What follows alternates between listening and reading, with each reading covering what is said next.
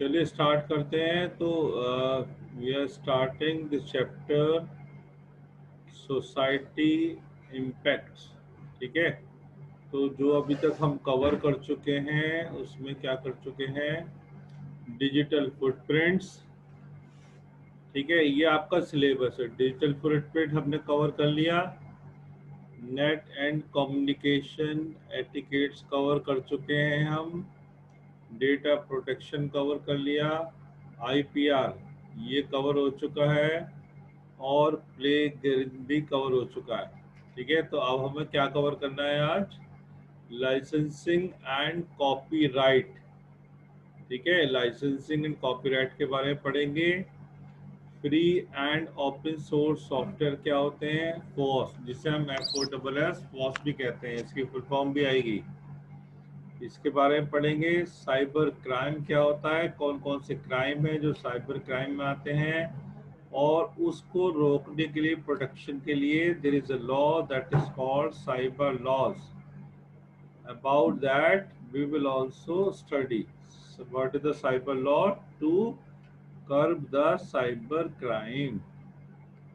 After that we will study hacking क्या होती है, फिशिंग क्या होती है, साइबर बुलिंग क्या होती है, overview of Indian IT act, what are the laws in Indian IT act given, वो थोड़ा सा हम पढ़ेंगे।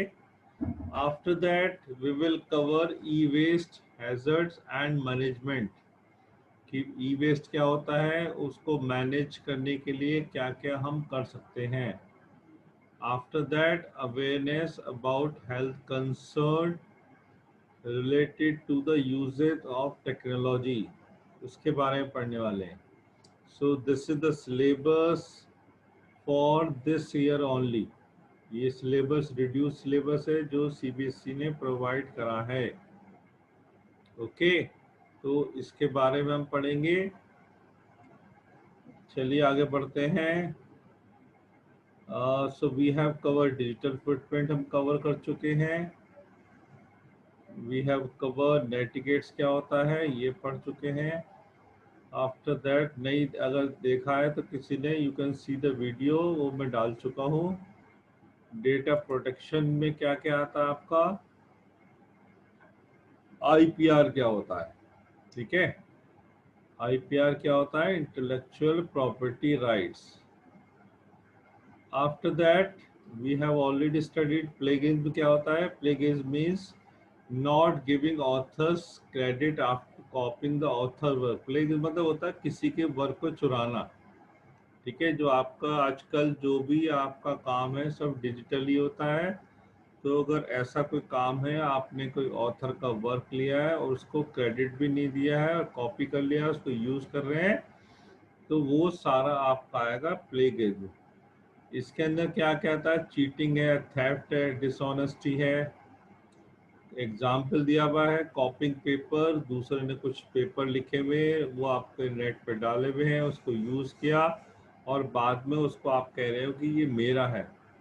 So that's all comes in the category of plagiarism.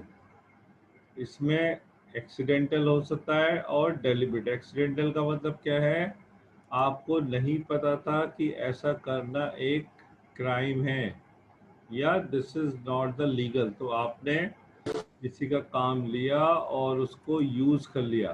ठीक है, तो वो एक्सीडेंट है, उसमें आपका इतना ऑफेंस ज़्यादा नहीं होता है। बट दूसरा क्या होता है आपका, डेलिब्रेट, आपको पता था फिर भी आप उसको यूज कर रहे हैं।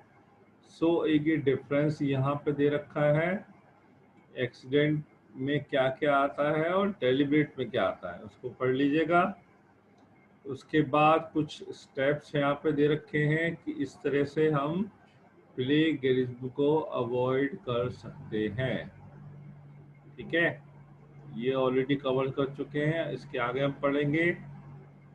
चलिए, so today we are going to start the term licensing and copyright. Licensing का मतलब क्या है और कॉपीराइटिंग का मतलब क्या है, एक ही वर्ड है नॉर्मली, एक ही मीनिंग है इनका। A software license is a legal permission or right to use the of that software.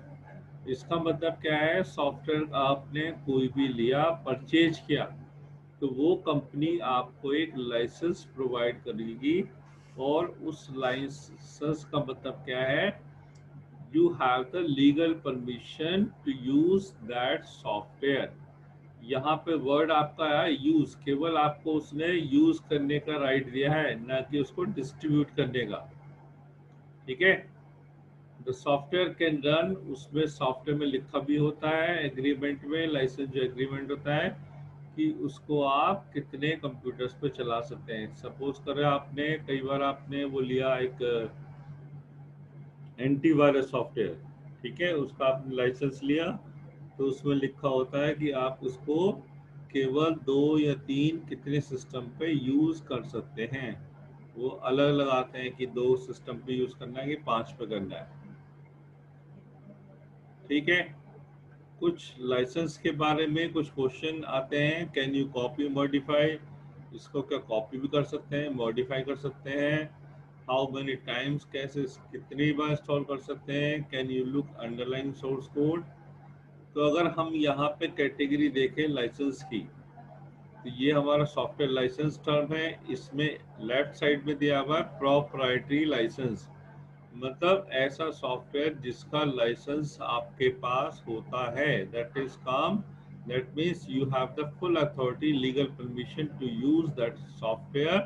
तो दैट मीन्स को हम बोलते हैं प्रोप्राइटरी लाइसेंस।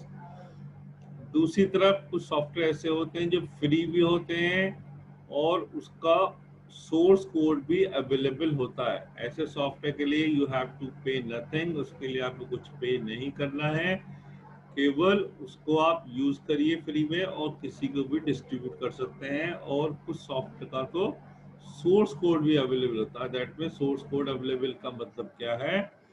उसमें आप कुछ चेंजेस भी कर सकते हैं। इसमें 2 टर्म आती है, कॉपी लेफ्ट लाइसेंस और परमिसिव लाइसेंस, ये आगे जाके हम पढ़ने वाले हैं। अब देखिए प्रॉपर्टी लाइसेंस क्या बोल रहा है? Exclusive rights in the software are retained with the owner oblique developer oblique publisher. That means जो आपका सॉफ्टवेयर है उसके लिए आपको पूरे राइट्स, पब्लिशर जो भी है सॉफ्टवेयर का डेवलपर, वो आपको दे रहा है। उसको आप बिल्कुल यूज कर सकते हैं, बट उसको डिस्ट्रीब्यूट नहीं कर सकते हैं। ठीक है?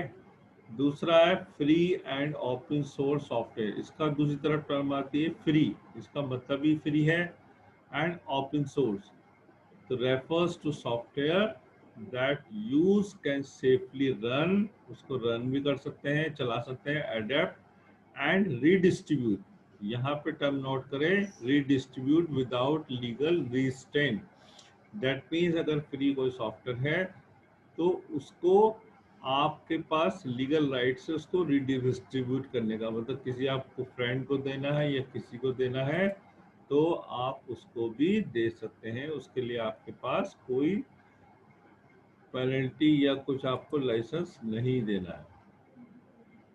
ठीक है? दूसरी तरह ये फ्री है। आपका open source software, open source software का मतलब क्या है? ऐसा सॉफ्टवेयर जिसका आपके पास सोर्स कोड भी अवेलेबल है।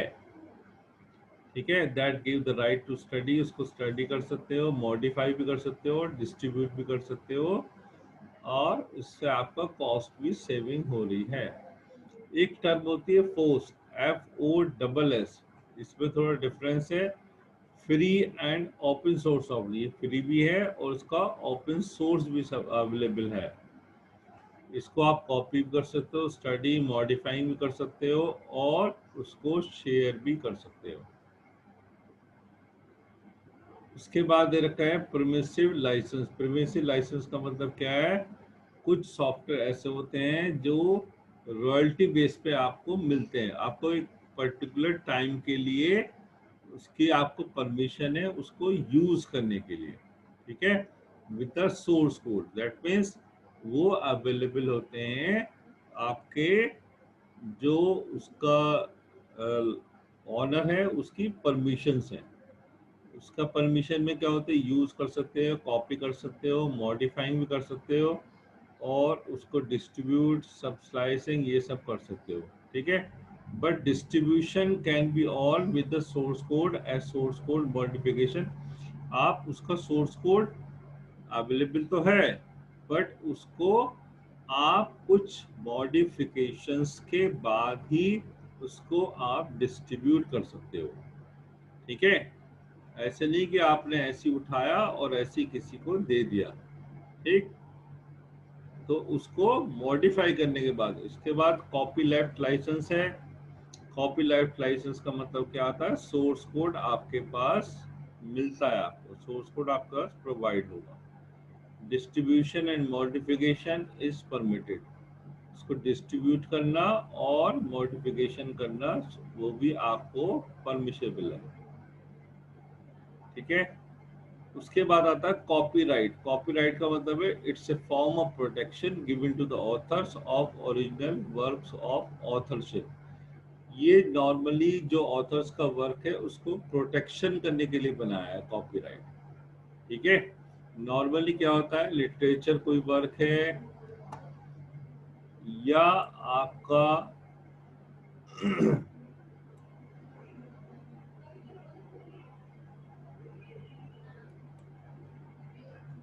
Any problem.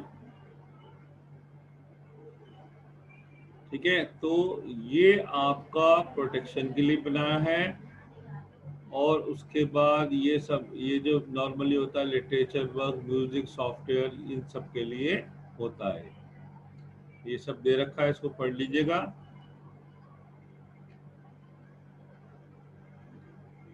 उसके बाद आपका आता है साइबर क्राइम।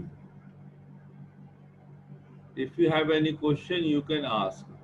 ठीक है, cyber crime it's a very general term, बहुत जनरल टर्म है साइबर क्राइम। और कई बार आपने इसको सुना भी होगा कि ऐसे ऐसे कोई, साइबर क्राइम का मतलब क्या होता है, जहां पे मेनली कंप्यूटर को ऑब्जेक्ट मान के कोई भी क्राइम करा गया है। मतलब वहां पे कंप्यूटर, लैपटॉप का इन्वॉल्वमेंट होना जरूरी होता है। कोई भी ऐसा क्राइम जहां पे कंप्यूटर या लैपटॉप की हेल्प ले रखी है, उसके थ्रू अगर कोई क्राइम हुआ है तो वो कहलाएगा cyber crime. Cyber crime using computer object है उसके अंदर। Common type of cyber crime में क्या क्या आता है, आइडेंटिफाई थेफ्ट, किसी की आइडेंटिटी हमने चुरा ली उसको मिसयूज करने के लिए। किसी का कंप्यूटर का अनऑथराइज हम एक्सेस कर रहे हैं उसको या ऑनलाइन को बैंक इंफॉर्मेशन उसको हम स्टील कर रहे हैं कुछ गलत पर्पज से। ठीक है, तो ये साइबर क्राइम है। साइबर क्राइम को जो मेन डेफिनेशन है उसमें कंप्यूटर नेटवर्क या कंप्यूटर का डिवाइसेस का यूज होना जरूरी होता है। ठीक है,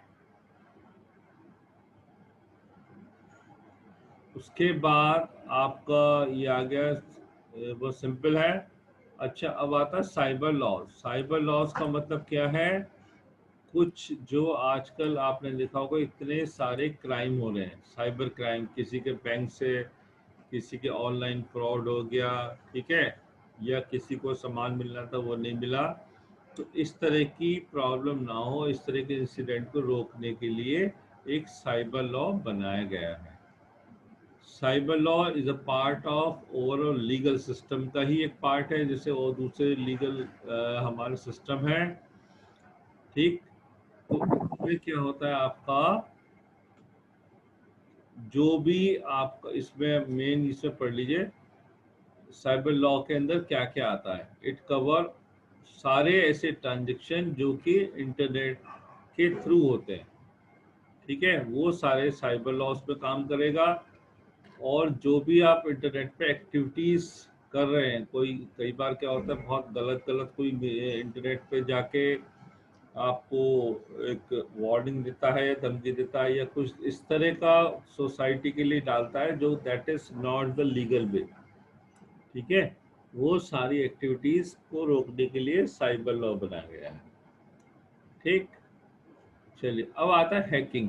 हैकिंग बहुत जनरल टर्म है, आपने सुना होगा कई बार कि सिस्टम किसी का हैक हो गया। तो हैकिंग को क्या होता है, किसी का सिस्टम अपने उसको उसकी आइडेंटिफाई थेफ्ट करके उसका कोड उसको स्टील करके उसके सिस्टम को हैक कर लिया और उसमें से कुछ इंफॉर्मेशन हमने उसका पासवर्ड क्रैक करके या जो भी करके उसका सिस्टम हैक कर लिया। उसको हैक करने का उनका मकसद क्या होता है, कुछ उसके सिस्टम में से कुछ इंफॉर्मेशन जो इम्पोर्टेंट होती है उसको चुराना। ठीक है, इन सब में इन्वॉल्व होता है computers. After that hacking means using computer to commit, main definition इसकी ये है, hacking means using computers to commit fraud act such as fraud, privacy attack, stealing corporate and personal data. Hacking का मतलब क्या होता है, आपका सिस्टम हैक कर लिया और कोई भी फ्रॉड उसको आप अंजाम दे रहे हो, कोई फ्रॉड कर रहे हो उसके लिए। ठीक है, उसके बाद आता है फिशिंग। फिशिंग का मतलब क्या होता है, एक यूजर को कुछ हमने लालच दिया और उसको एक थोड़ा सा उसको लालच दे के उसकी इंफॉर्मेशन पासवर्ड वो सब हमने स्टील कर लिया। और नॉर्मली क्या होता है, ये थ्रू द ईमेल या आपके पास कुछ मैसेजेस आते हैं, ठीक है, उसके थ्रू ये फिशिंग होता है। ओके, फिशिंग जैसे आपने मैं एक एग्जाम्पल पहले भी दिया था, जैसे हम समुद्र के किनारे जाते हैं और हमने फिश पकड़नी है तो हम क्या करते हैं, कुछ उसमें कुछ ऐसा मटेरियल डालते हैं दानों जिससे कि जो फिश है उसको अटैक करती है और आपको उसको जाल में आप उसको पकड़ लेते हो। This type activities come in the fishing. आपके पास कोई मेल आई, इस तरह से आपकी लॉटरी लग गई है, उसमें लिखा हुआ है कि आपको 50,000 देने हैं तो आपको इतना अकाउंट आपके ट्रांसफर हो जाएंगे। इस तरह की एक्टिविटी होती है फिशिंग। ठीक है, उसके बाद आता है आपका cyber bullying. This is important term, cyber bullying. Cyber bullying आपने सुना होगा, cyber bullying is the harassment, किसी को परेशान करना, और bullying executed through digital devices like computers, laptop, smartphone and tablets. The platform where cyberbullying can occur can include social media, chat room, gaming platform. ठीक, तो साइबर बुलिंग का मतलब होता है आप किसी को परेशान करना या उसको धमकी देना। The different type of cyber bullying involve humiliation, जैसे कुछ फेसबुक पे आपने कुछ हेटफुल कमेंट लिखे उसके बाद दूसरे लोगों का रिएक्शन होता है, वो सब भी आपका क्या आता है, साइबर बुलिंग में आता है, जो नॉर्मली आजकल काफ़ी देखने में आ रहा है। या कुछ ऑनलाइन एसएमएस आपके पास आते हैं, ठीक है, या कुछ फॉल्स इंफॉर्मेशन आपने किसी दूसरे पर्सन के बारे में उसको ह्यूमिलेट करने के लिए आपने वो किसी को शेयर करी, तो ये सब आता है आपका साइबर बुलिंग। आसान टर्म है। अब आपका आता है इंडियन आईटी एक्ट 2000। सो इस तरह की प्रॉब्लम, कोई साइबर क्राइम है या फिशिंग है, जितने भी हैं सब ये कंप्यूटर, जो कंप्यूटर जहाँ पे यूज होता है ऑनलाइन फ्रॉड हो रहे हैं, तो उसको रोकने के लिए इंडियन आईटी एक्ट 2000 बना हुआ है। 2000 में एक एक्ट आया जिसको नाम दिया गया इंडियन आईटी एक्ट, जो आईटी के अंदर कोई भी ऐसे क्राइम होते हैं उन सबको डील करता है। ठीक है, तो उसके बाद इसके अंदर क्या, इसको जो प्राइमरी गोल क्या है इसका, साइबर क्राइम को रोकना। और इसके अंदर ये तो इम्पोर्टेंट नहीं है, तो 94 सेक्शन है, 13 चैप्टर है।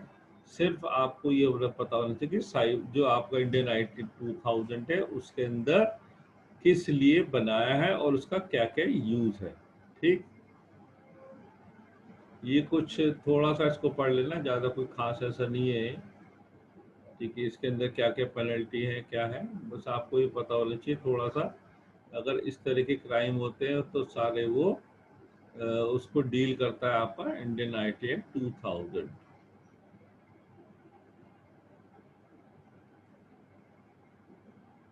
ये भी तो इम्पोर्टेंट नहीं है क्या है सब, हाँ, ठीक है। अब आपका आता है, this is important term, e waste hazards and management. E waste का मतलब क्या होता है? Electronical waste. E-waste covers waste from all electronic and electric appliances and comprises of items such as computer, mobile phone, music recorder, players, refrigerator, washing machine, television and many other household consumer items. Normally क्या होता है, आपका mobile खराब हुआ तो आपने simple उसको क्या करा, इस तरह से ये कबाड़ी को दे दिया या उसको फेंक दिया, तो उससे क्या क्या हार्म हो रहे हैं, ठीक है। उस इलेक्ट्रॉनिक मटेरियल से क्या क्या वेस्ट, आपका मटेरियल टॉक्सिन जो डेवलप हो रहे हैं, उसके लिए ये ई वेस्ट मैनेजमेंट बनाया गया है, ठीक है। मोस्टली ऑल इलेक्ट्रॉनिक वेस्ट है टॉक्सिक, क्योंकि जो भी आपके ये मोबाइल है, लैपटॉप है, उसके अंदर क्या होता है, बहुत सारे केमिकल्स निकलते हैं, such as lead, beryllium, mercury, ये बहुत सारी चीज़ें होती हैं। आपने उसको फेंका तो वो जमीन के अंदर चला गया, और उससे क्या होगा, आपका आसपास का जो वाटर है वो टॉक्सिक हो जाएगा, और वो एनवायरनमेंट के लिए भी बहुत हार्मफुल होता है। तो उसको रोकने के लिए क्या बनाया गया कि इस तरह से जो भी गैजेट्स हैं आपके, डिवाइस इलेक्ट्रॉनिक है, ठीक है, इस तरह से टॉक्सिक केमिकल जो निकलता है वो हार्म ना करे, तो उसके लिए क्या बना है, आपको ई वेस्ट मैनेजमेंट एक बनाया गया है कि जो भी आपका ई वेस्ट, जो भी इस तरह के आपके मटेरियल्स हैं, उसको प्रॉपरली आप प्रॉपर क्या करें, एक कंपनी को दे। बहुत सारी कंपनी है जो मेट्रो सिटीज में है जो उसको ले जाएंगी और उसको उस तरह से रिसाइकलिंग करती है। अब इसमें हम देख सकते हैं जो डैमेज होते हैं, इस तरह से आप कोई भी, आपने लैपटॉप ये इसको को ऐसे फेंक दिया तो उससे क्या हो रहा है, आपका इस तरह की प्रॉब्लम आपको नॉर्मली देखने को मिलेगी। आपका इम्यून सिस्टम डैमेज होगा, skin diseases, multi element skin problem, ये सारी प्रॉब्लम, अगर आप उसको प्रॉपर रिसाइकलिंग नहीं करते हो तो ये सारी प्रॉब्लम आपको देखने को मिलती है। अब इसके लिए बनाया गया है ई वेस्ट मैनेजमेंट। थोड़ा सा मैं जल्दी चल रहा हूँ कि प्रॉपर जो है रिवीजन आपका हो जाए, ठीक है। तो पहले मैं ऑलरेडी पढ़ा चुका हूँ, पुरानी वीडियो भी देख सकते हो इसके लिए, जिसमें आपको काफ़ी अच्छे से एक एक चीज़ों को डिटेल में समझाया गया है। ई वेस्ट मैनेजमेंट का मतलब क्या है, इस तरह की जो भी आपका इलेक्ट्रॉनिक मटेरियल्स है उसको रिसाइकलिंग करना, और उसमें से कुछ इम्पोर्टेंट मटेरियल जो है उसको निकालना, ठीक है। तो इस तरह की जो कंपनीज होती है वो उसको ले आती है, उसमें कुछ उसको डिसमेंटलिंग करके कुछ इम्पोर्टेंट पार्ट जैसे कॉपर निकलता है, कुछ सिल्वर, गोल्ड, स्टील, कुछ तरह की निकलती है, तो वो उसको निकाल के और फिर उसको रिसाइकलिंग करती है, ठीक है। ये सब इसमें दे रखा है, बहुत आसान है, रिकवरी ऑफ वेरी मटेरियल्स। अब एक जो आपका लास्ट है टॉपिक, ये है awareness about health concern related to the use of technology. आजकल आपने देखा होगा टेक्नोलॉजी का इतना ज़्यादा यूज होने लगा है, और आपने देखा होगा पूरा पूरा दिन बच्चे जो हैं लैपटॉप या मोबाइल लेके बैठे रहते हैं, ठीक है। तो उससे क्या हार्म हो रहा है सोसाइटी में, उसके बारे में हमको अवेयरनेस होना जरूरी है। Today computer technology provide people with many benefits. हालांकि ये है, जो भी आपका इंटरनेट है और ये टेक्नोलॉजी आपका हेल्प कर रही है, एजुकेशन में बहुत ज़्यादा हेल्प कर रही है, हम जैसे हम पढ़ रहे हैं, ऑनलाइन शॉपिंग भी अवेलेबल है, पीपल के आप दूसरे लोगों से चैट कर सकते हैं, ओवरसीज भी बाहर के लोग आराम से कर सकते हैं, कुछ भी सर्च करना वो आराम से आप कर सकते हैं। But if these technology which dominates our life more each passing day and are not useful carefully. अगर इसको हम थोड़ा सा बहुत ज़्यादा ही उसका यूज़ करें तो बहुत ज़्यादा हार्म सोसाइटी के अंदर हेल्थ को लेकर बहुत ज़्यादा प्रॉब्लम इस तरह की आने लगी है। उसमें आपको इस तरह की प्रॉब्लम हो सकती है, नेक स्ट्रेन, विजन में प्रॉब्लम, विजन बहुत ज़्यादा आपका अफेक्ट करता है, sleeping disorder, stress, loss of attention, ये सब इसमें दिया हुआ है। तो इसका अवॉइड करने के लिए जो प्रॉब्लम इस तरह की ना हो तो ये कुछ इसको हम कम यूज़ करें, इसको पढ़ लीजिएगा, बहुत आराम से समझ में आ जाएगा। ठीक है। सो दिस इज द चैप्टर